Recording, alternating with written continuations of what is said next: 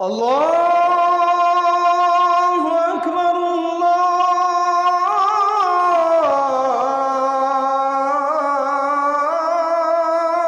আকবার। ১৯৭৭ সাল ঢাকা ইউনিভার্সিটির কেন্দ্রীয় জামে মসজিদে বাংলাদেশের ইসলামপন্থী আদর্শের সর্ববৃহৎ দলটির আত্মপ্রকাশ ঘটে, বাংলাদেশ ইসলামী ছাত্র শিবির।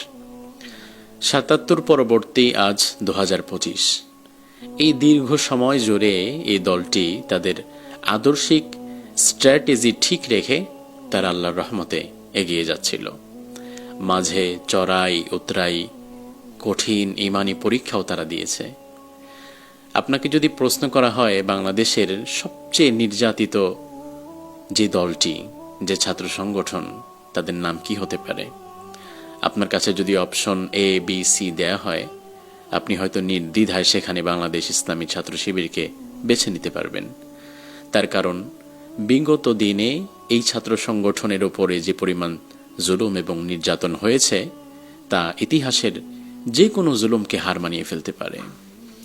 আল্লাহ সুবহানাহু ওয়া তাআলা কোরআনুল কারীমে বলছেন, ওয়ালিউমাহহিসাল্লাহুল্লাযীনা আমানু, আমি আল্লাহ তাআলা মাঝে মাঝে ঈমানদারদের ঈমানগুলোকে তামহীস করি। তামহীস হচ্ছে আত-তামহীস মিন বাবিত তাফঈল।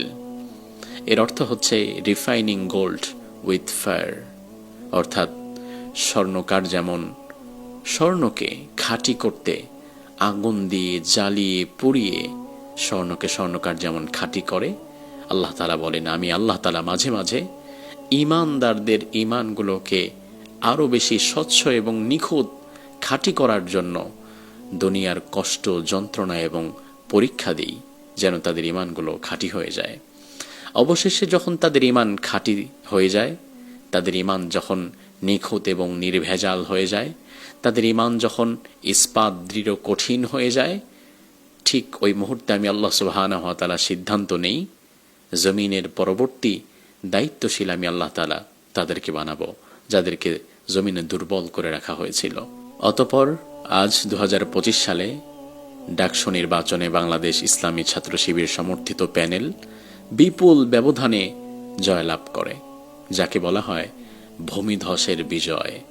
অর্থাৎ বিপুল ব্যবধানে বিজয় অর্জন করেছে ডাকসুতে বাংলাদেশ ইসলামী ছাত্র শিবিরের প্যানেল। গোটা বাংলাদেশ আজ তাকিয়ে দেখো, সুশীল সমাজ আজ তাকিয়ে দেখো, শাহবাগী এবং ফ্যাসিজম যারা করেছ তোমরাও আজ তাকিয়ে দেখো। বিগত দিনে যাদেরকে রাজাকার, আল বদর বলে গালি দিয়েছ, যাদেরকে প্রতিটি সময় তোমরা আঘাত করেছ, আজ ঢাকা ইউনিভার্সিটির সূর্য সন্তানেরা তাদেরকে বরণ করে নিয়েছে, তাদেরকে আপন করে নিয়েছে। এতেই প্রমাণ হয় আগামীর বাংলাদেশে রাজাকার ট্যাগিংয়ের রাজনীতি আর চলবে না। আগামীর বাংলাদেশে চেতনা ব্যবসা করে যে রাজনীতি আপনি করবেন, ৭১-এর চেতনা ব্যবসার সে রাজনীতি বাংলাদেশে আর চলবে না। ঢাকা ইউনিভার্সিটি তাদের যোগ্য সন্তানদের চিনতে ভুল করেনি। তারা এমন একজনকে ভিপি বানিয়েছে, যেই ভিপি শুধুমাত্র তাদের ইউনিভার্সিটির অভিভাবক, ইউনিভার্সিটির নেতা এমন নয়, বরং আমি তো মুসলিম, আমার নেতা হবে সর্বত্র একজন। আমার ইমাম যিনি হবেন, তিনি নামাজে আমার ইমাম হবেন, তিনি সমাজে আমার ইমাম হবেন, তিনি রাজনীতিতে আমার ইমাম হবেন। আবার আমি যদি কোনোদিন মৃত্যুবরণ করি, আমার ইমাম, আমার নেতা হবে ওই ব্যক্তি যে ব্যক্তি আমার জানাজার নামাজেও ইমামতি করবার মতো যোগ্যতা রাখে।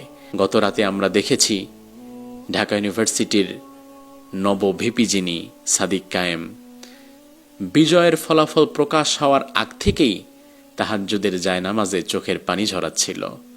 আমরা তো এমন নেতা চাই, আমরা এমন সন্তান চাই, যারা ক্ষমতা লাভের পরে বিপরীত পক্ষের দিকে দা ছুরি নিয়ে এগিয়ে যাবে না প্রতিশোধ পরায়ণ হওয়ার জন্য, বরং যারা হবে কোমল, যারা হবে তাহাজ্জুদের জায়নামাজে তাদের সিজদা দিয়ে, তাদের চোখের পানি দিয়ে রবের দরবারে তারা শুকরিয়া জানাবে।